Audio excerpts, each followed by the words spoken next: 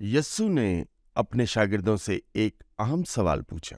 یہ ایک اہم ترین سوال ہے کہ آپ کیسے اس کا جواب دیتے ہیں جو ان تمام باتوں پر منحصر ہے کہ آپ کی ابدی منزل کیا ہے۔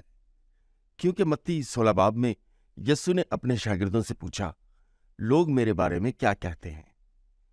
کوئی کہتا ہے تو ایلیا ہے، تو کوئی کہتا ہے تو یوحنا بپتسمہ دینے والا ہے، مردوں سے جی اٹھا ہے۔ تو پھر اس نے ان سے ایک اور سوال کیا، تم کیا کہتے ہو کہ میں کون ہوں؟ تم کیا سوچتے ہو؟ اور شمعون پطرس، جس نے صحیح جواب دیا کہ تو مسیح ہے، زندہ خدا کا بیٹا۔ اور یسوع نے کہا، یہ بات خون اور گوشت نے نہیں بلکہ میرے باپ نے جو آسمان پر ہے تجھ پر ظاہر کی۔ یہ بات اس چٹان پر منحصر نہیں تھی جس کا مطلب پطرس نہیں تھا، جو یسوع نے کہا کہ میں اس پر اپنی کلیسیا بناؤں گا۔ اس پر ہمیں تھوڑی بہت عقل سمجھ ملتی ہے۔ میں اپنی فوج میں کمشنر آفیسر تھا۔ جب میں کینیڈا کے ایک اسکول میں تھا تب میرے ذہن میں ایک خیال آیا کہ ہمیں اس پر کچھ عیاں کرنا چاہیے۔ لیکن ایک بات ایسی ہے جو میں نے اپنے شعبے کے تجربہ سے سیکھی ہے۔ میں نے مرین کارپس لرن پروگرام پر بہت ہی سادہ اسباق شائع کیے۔ وہ سینڈوچ میتھڈ کہلاتا تھا، اور میرے کالج میں ٹیچر ایجوکیشن کی 4 سالہ ٹریننگ میں وہ میتھڈ بہت ہی سادہ اور باثر رہا۔ اول بات یہ کہ آپ ان کو بتائیں کہ آپ ان کو کیا بتانے جا رہے ہیں اور کیوں۔ آپ انہیں بتائیں کہ آپ نے ان کو کیا کچھ بتایا ہے۔ میرا خیال ہے آپ اس تشریح کو اپنے اندر کنسیو کر سکتے ہیں، جس سے نئے خیالات اور نیا ایمان اجاگر ہوگا۔ میرا خیال نہیں کہ وہ اس بات کو سمجھ نہ پایا ہو کہ وہ مسئلہ کیا تھا، اسی سبب سے وہ ان احکام کی پیروی نہ کر پایا تھا۔ میں آپ کو بتانے جا رہا ہوں کہ ایسا کیوں ہے کہ یسوع ہی خدا ہے، جو چشمدید گواہوں کی بنیاد پر ہے۔ یسوع خود اعلان کرتا ہے کہ وہی خدا ہے، کیونکہ بہت سے لوگ کہتے ہیں کہ اس نے خود کبھی یہ دعویٰ نہیں کیا تھا۔ میں صحیفے میں سے آپ پر کچھ ظاہر کروں گا کہ یہ وہ کیس نہیں ہے۔ یہ بات دوبارہ سے کیوں پہلا پطرس 3 باب کی 15 آیت پر لاگو ہوتی ہے کہ اپنے دلوں میں خداوند کو مسیح جان کر اس کی تعظیم کرو۔ ہمیشہ جو کوئی تم سے تمہاری امید کی وجہ دریافت کرے، اس کو جواب دینے کے لیے ہر وقت تیار رہو۔ دیکھیں، جیسے اس نے اس مسئلے پر خطاب کیا تھا، میر کرسچینٹی نے اپنی کتاب میں دوسری جنگ عظیم کے دوران ہونے والے معاملات کے حوالے سے ریڈیو پر برطانوی لوگوں سے بات چیت کی تھی، مگر وہ تبدیلی رونما ہوتے ہوئے نہیں دیکھ رہے تھے، لیکن ان کا مقصد ان کی حوصلہ افزائی کرنا تھا۔ اس نے کہا، بنیادی طور پر آپ کو 3 چوائسز ملتی ہیں، یا تو وہ دیوانہ ہوگا، یا اس آدمی کے معیار پر جو کہتا ہے کہ وہ ایک شکار شدہ مخلوق ہے، یا تو وہ جہنم کا ابلیس ہوگا، مگر وہ انسان تھا جو خدا کا بیٹا تھا۔ اور اب وہ ہمیں اس بات پر چوائس نہیں دیتا جس پر آپ سنتے ہیں کہ وہی عظیم اخلاقی استاد ہے۔ یسوع نے آپ کو یہ چوائس دی، آپ کو ان 3 میں سے کسی ایک چوائس کو اپنانا ہوگا، مگر ایسا بالکل نہیں ہے۔ یا تو وہ دوزخ کا ابلیس ہے جو لوگوں کو گمراہ کرنے کی کوشش کر رہا ہے، یا تو جیسا اس کے بارے میں کہا گیا ہے وہ ویسا نہیں ہے، بلکہ ہم آخری چوائس کا انتخاب کریں گے۔ اسی حوالے سے ایک مشہور ترین ٹی وی شو کر رہا ہوں جو ڈریگن اپ کہلاتا ہے، جس میں سارجنٹ جو فرائیڈے نامی ایک بندے کا کردار تھا۔ وہ ہمیشہ اپنے انٹرویوز میں لوگوں کو یہی سمجھانے کی کوشش کرتا کہ مسیح کے ہونے کا کیا ثبوت ہے۔ یہ صرف حقائق ہیں، صرف حقائق۔ ہم آپ کو اس ریڈیو میں کچھ حقائق فراہم کریں گے۔ سب سے بڑی حقیقت جس پر تجرباتی ثبوت ملتا ہے کہ یسوع ہی خدا ہے۔ خیر، اس کے متعلق یسوع کی پہلی آمد کے دوران 300 پیشن گوئیاں پوری ہوئی ہیں، اور یہاں پر صرف 8 ہیں۔ اس کی پیدائش کی جگہ بیت لحم ہوگی۔ میکا 5 باب کی 2 آیت۔ وہ مصر میں وقت گزارے گا۔ ہوسیہ 11 کی پہلی آیت۔ داؤد بادشاہ کی نسل سے ہوگا۔ یسایہ 11 باب کی 1 تا 10 آیات۔ وہ دکھ اٹھائے گا اور مارا جائے گا۔ یسایہ 53 کی 22 اور زبور 22۔ اس کی جائے پیدائش پر بچوں کا قتل عام کیا جائے گا۔ یرمیہ 31 کی 15۔ وہ ایک خاص دن اسرائیل کے بیچ ایک مسیحا کے طور پر پیش کیا جائے گا، جس کی ایسا ہونے سے 100 سال پہلے پیشن گوئی کی گئی تھی۔ اس کی خیانت کی رقم کمہار کا کھیت خریدنے کے لیے استعمال ہوگی۔ زکریا 12 اور 13 آیات۔ اور ان 8 پیشن گوئیوں پر شماریات دان نے تخمینہ لگایا ہے جو کسی ایک شخص کے وسیلہ پوری ہوئی، جس کی طاقت 10ویں درجے تک معلوم کی گئی ہے۔ دوسرے الفاظ میں جو وقوع پذیر ہوا تھا یہ سب اس کے خلاف تھا۔ بس سب سے پہلے صحیفے میں اس حوالے سے کچھ ثبوت دیے گئے ہیں کہ یسوع ہی خدا ہے، اس کے پاس گناہ کو معاف کرنے کا اختیار ہے، اور ان خاص حوالہ جات پر کچھ آیات ہیں۔ میں ان کو آپ کے لیے نہیں پڑھوں گا، بلکہ آپ ویڈیو روک کر خود ان آیات کو پڑھ سکتے ہیں۔ بنیادی طور پر آپ اس سے صحائف میں سے لوکا 5 باب کی 18 سے 25 آیات دیکھ سکتے ہیں۔ یہ متی 9 باب کی 1 سے 8 آیات اور مرکز 2 باب کی 1 سے 12 آیات میں بھی مرقوم ہے کہ اس کو گناہ معاف کرنے کا اختیار ملا۔ فقیہ فریسی جو اس کی مخالفت کرتے تھے، اس سے اس بات کی پہچان ہوئی ہے۔ اس میں کچھ ایسا کام ہے جو صرف خدا کر سکتا ہے۔ بس یسوع نے صرف اس بات کا اعلان کر کے اسے ثابت نہیں کیا تھا کہ اس شخص کے گناہ معاف ہوئے، بلکہ اس شخص کو چلنے پھرنے کے قابل بنا کر اس بات کو ثابت کیا کہ وہ جو کچھ بھی کہتا ہے وہ واجب ہے۔ یسوع نے اپنی طاقت کو قدرت کے دائرے پر ظاہر کیا۔ خدا نے ساری کائنات کو خلق کیا جسے ہم دیکھتے ہیں، اور یسوع نے قدرت کے دائرہ پر اپنی قوت کا مظاہرہ کیا۔ صحیفے کے خاص حوالہ جات میں سے مرکز 4 باب کی 37 سے 41 آیات میں بتایا گیا، جب کشتی میں طوفان آ گیا تھا تب یسوع اور اس کے شاگرد کشتی میں سوار تھے۔ وہ نیند سے جاگ کر کھڑا ہو گیا۔ اس نے ہوا اور لہروں کو ساکت ہو جانے کو کہا، تھم جاؤ، اور فوراً امن ہو گیا۔ اس سے یہ بات ظاہر ہوتی ہے یسوع بحیثیت خالق خداوند ہے، اس کے پاس وہ کچھ ہے جسے ہم دیکھتے ہیں، اور پہلا یوحنا 1 باب ہمیں اس کی ہواؤں اور طوفانوں پر قدرت اور اختیار کے متعلق بتاتی ہے۔ اس نے بیمار کو اٹھا کھڑا کیا یا مردے کو زندہ کیا۔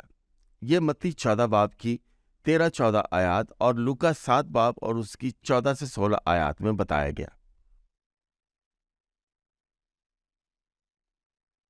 یسوع نے وقت اور انسان کے کھانے پینے کی ضروریات پر اپنی قدرت کا مظاہرہ کیا۔ آپ نے کبھی پہلے واقع ہونے والے معجزے کے بارے میں سوچا ہے؟ اور اس کا ذکر یوحنا کی انجیل 2 باب میں مندرج ہے۔ شادی کی دعوت میں جب اس نے پانی کو مے بنایا، اور کلام میں یہ پہلا عجیب معجزہ کیوں درج؟ کیونکہ اس پہلے معجزے کو منظر عام تک لانا بہت مشکل تھا۔ اس وقت پر غور و خوض کریں جو پانی کو مے بنانے میں درپیش ہوا تھا۔ آپ کو انگوروں کو اکٹھا کرنا پڑتا ہے، اس کو کچلنا پڑتا ہے، پھر ان انگوروں کو الگ سے چھانٹنا پڑتا ہے، پھر اس کے بہتر نتیجے کا انتظار کرنا پڑتا ہے، اور اچھی مے کو اس تمام طریقہ کار پر بننے میں زیادہ دیر لگتی ہے۔ جب مالک نے دعوت کا اعلان کیا تو اس نے سب سے پہلے اچھی مے پیش کی اور ناقص مے بعد میں، لیکن یسوع نے اس مے کو بہترین مے میں تبدیل کیا۔ اس نے 5000 لوگوں کو کھانا بھی کھلایا۔ متی 14 باب کی 13 سے 21 آیات، مرکز 6 باب کی 30 سے 44 آیات، اور لوکا 9 باب کی 9 سے 17 آیات، اور یوحنا 6 باب 1 سے 15 آیات کے مطابق اس نے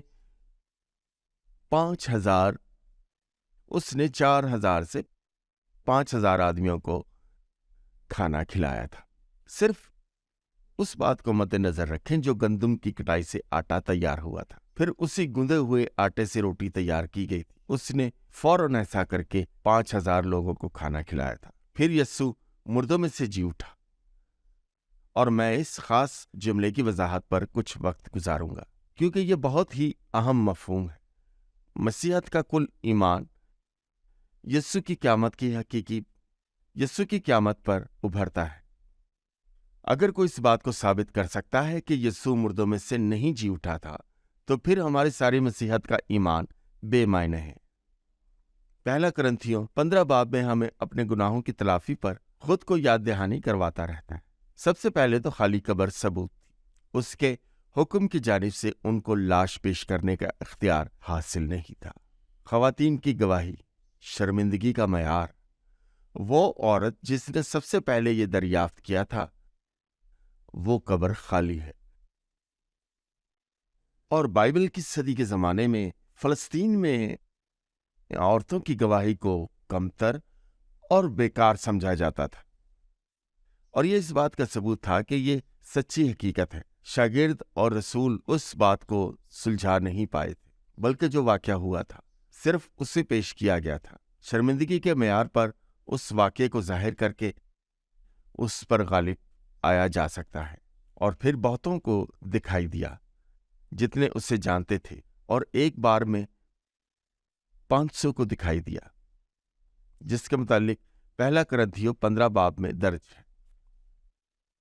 اور ان میں سے بہت سے لوگ زندہ تھے اس وقت جب پالوس لکھ رہا تھا، جب اس حقیقت کا انکار کر سکتے تھے کہ انہوں نے یسوع کو دیکھا۔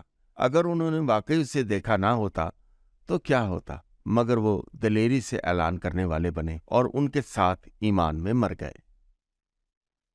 یہاں ایک آدمی جو خوف میں بھاگ کر یسوع کے پاس آیا، جس نے یسوع کو گرفتار کرنے میں مدد کی تھی۔ پطرس نے خداوند کا 3 بار انکار کیا۔ وہ اوپر کے کمرے میں چھپ کر بیٹھ گئے، یعنی جب یسوع ان پر ظاہر ہوا تھا۔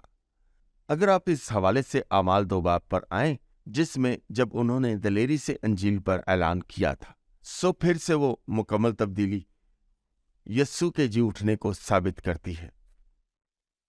یعقوب اور اس کے بھائی یہودا نے نئے عہد نامہ کی کتابیں لکھی ہیں۔ وہ یسوع کی زمینی خدمت کے دوران اس کے مصلوب ہونے اور جی اٹھنے کے گواہ ٹھہرے تھے۔ اس سے پہلے وہ ایمان نہیں لائے تھے کہ وہ مسیح ہے، لیکن انہوں نے اسے اس کے جی اٹھنے کے بدن میں دیکھا، جس پر وہ دلیری سے سچائی کا اعلان کرنے والے بن گئے۔ پھر توما، جس نے شک کیا تھا، جب یسوع اس پر ظاہر ہوا تو اس نے کہا کہ وہ اپنی انگلی اس کی پسلی میں ڈال کر دیکھنا چاہتا ہے۔ مجھے معلوم نہیں کہ یہ حوالہ بائبل میں درج ہے یا نہیں، دراصل اس نے ایسا ہی کیا تھا، لیکن ثبوت کے لیے یہ اس بات کی نشاندہی ہی کافی کہ ساؤل کی بھی تبدیلی ہوئی، جو بعد میں پالوس بنا، جو ابتدائی کلیسیا کا ستانے والا تھا، جو ڈرامائی انداز میں دمشق کی راہ میں اپنی رویا کے ذریعہ تبدیل ہوا، اور کچھ دنوں بعد اس کے عزیز بھائی منظر عام پر آئے، جنہوں نے مسیح کے جی اٹھنے کا اعلان کیا تھا۔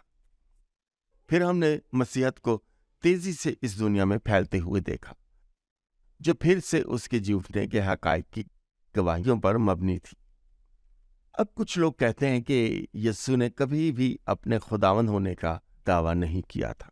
ٹھیک ہے، نہیں، ایسا بالکل نہیں۔ اس نے ان گواہوں کے ذریعے ایسا ہی کیا تھا۔ نئے عہد نامہ میں یسوع نے اپنی الوہیت کا اعلان کیا، مگر آپ کو پرانے عہد نامہ کے بارے میں جان کر اس بات کو سمجھنا ہوگا۔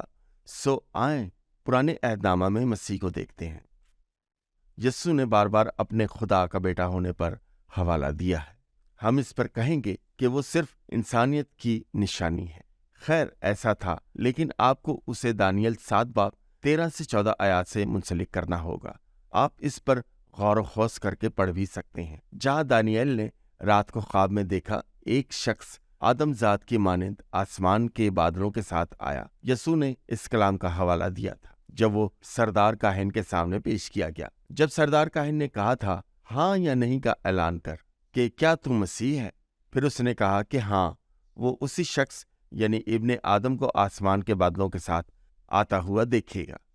اور یہ اس کا اعلان تھا کہ یہودی اس کے قانون کے موافق اسے مجرم ٹھہرائیں گے۔ ان کو اپنے قوانین کے مطابق یقین تھا کہ وہ کفر بکتا ہے، اور بعض اوقات چرچ گروپس میں یہی سب رونما ہوتا ہے۔ میں یہاں پر ایتھٹ اینڈی کے حوالے سے کچھ بیان کرتا ہوں۔ سو ایتھٹ اینڈی یہ کہتا ہے، وہ مسلسل اسی اصلاح کے حوالہ کو استعمال کر کے کہتا تھا، مجھے سردی لگ رہی ہے، میں بھوکا ہوں، ہاں میں بچ گیا ہوں۔ یسوع نے اپنے نئے عہد نامہ میں میں ہوں کا استعمال کافی بار کیا ہے۔ خود کا حوالہ دینے کے لیے اس کا کیا مطلب ہے؟ پرانے عہد نامہ میں خدا کا حوالہ ملتا ہے، جو خدا نے موسیٰ سے کہا تھا، میں ہوں جو ہوں، اور تجھے یہی اسرائیل کہتا ہے، میں ہوں جو ہوں نے مجھے بھیجا ہے۔ یہ حوالہ خروج 3 باب کی 14 آیت میں ملتا ہے، اور موسیٰ کے ساتھ جو جلتی ہوئی جھاڑی کا واقعہ پیش آیا تھا، جہاں پر خدا نے اسے جوتی اتارنے کو کہا تھا کہ تو جہاں کھڑا ہے وہ پاک جگہ ہے۔ پھر اس نے اس پر اپنا نام ظاہر کیا کہ میں جو ہوں سو ہوں، ہر جگہ موجود ہے، جو طاقتور ہے۔ یہودیوں کے لیے میں ہوں کا کیا مطلب ہے؟ پرانے عہد نامہ کا ترجمہ جو خداوند کے ذاتی نام کو بیان کرتا ہے۔ عبرانی میں علی یہوہ کا ترجمہ کیا گیا ہے، میں ہوں سو میں ہوں، اور یوحنا نے یہی حوالہ اپنی انجیل میں 23 بار استعمال کیا ہے کہ یسوع نے ہر بار اپنی الوہیت کا دعویٰ کیا۔ آئے ان 7 حوالہ جات کو دیکھیں جس میں میں ہوں کے بیان کو واضح کیا گیا ہے۔ یسوع نے یوحنا 6 باب کی 35 آیت میں خود کو کہا ہے کہ میں زندگی کی روٹی ہوں۔ آپ اس حوالے پر غور کرنے کے لیے ویڈیو کو روک کر دیکھ سکتے ہیں، میں انہیں پڑھنے کے لیے وقت نہیں لوں گا۔ اور اس نے یہ بھی ظاہر کیا کہ میں دنیا کا نور ہوں، یوحنا 8 باب کی 12ویں آیت۔ یوحنا 10 باب کی 7 اور 10 آیات میں کہا گیا بھیڑوں کا دروازہ میں ہوں، اور یوحنا 10 باب کی 11 اور 15 آیات میں اس نے کہا کہ اچھا چرواہا میں ہوں۔ یوحنا 11 باب کی 25 میں اس نے کہا کہ قیامت اور زندگی میں ہوں۔ یوحنا 14 باب کی 6 اور 7 آیت میں اس نے کہا کہ راہ، حق اور زندگی میں ہوں، کوئی یسوع کے وسیلہ کے بغیر باپ کے پاس نہیں آتا۔ یوحنا 15 میں اس نے کہا کہ انگور کا حقیقی درخت میں ہوں۔ سو میں اپنی وضاحت پر واپس آؤں گا۔ میرین کارلسن کے پلان میں اس حوالے سے سبق ملتا ہے، خدا نے آپ کو سب کچھ کیوں بتایا تھا؟ میں نے اسی بات کو پیش کیا ہے جس کی میں امید کرتا ہوں، جس پر آپ ایمان لائیں اور قبول کریں، ٹھوس وجوہات کی بنا پر کہ یسوع واقعی خدا ہے، کہ یسوع نے اس بات کا اعلان ان بیانات کے موافق نہیں کیا جو ناقدین کہتے ہیں، مگر اس نے اعلان کیا کہ وہ واقعی خدا ہے۔ کیوں؟ تاکہ آپ اس معلومات کے بارے میں عزت اور عاجزی کے ساتھ دوسروں کے سامنے پیش کرنے کے قابل ہو جائیں۔ اب کچھ مباحثہ کرنے کے لیے کچھ سوالات ہیں جن جملوں کو آپ خود پر کر سکتے ہیں۔ ان ہدایات کے یونٹ کو مکمل کرنے کے بعد میں خالی جگہ کے قابل ہوں کہ کیا یہ پیشکش مزید سمجھنے میں مددگار ثابت ہوئی کہ نیا عہد نامہ یسوع کی الوہیت کے بارے میں کیا کہتا ہے؟ کیا آپ یہ معلومات دوسروں کے سامنے پیش کرنے کے قابل ہیں؟ ہم روحانی جنگ میں ہیں، کیا یہ معلومات آپ کی جنگ میں مددگار ثابت ہوئی ہیں؟ بہت بہت شکریہ۔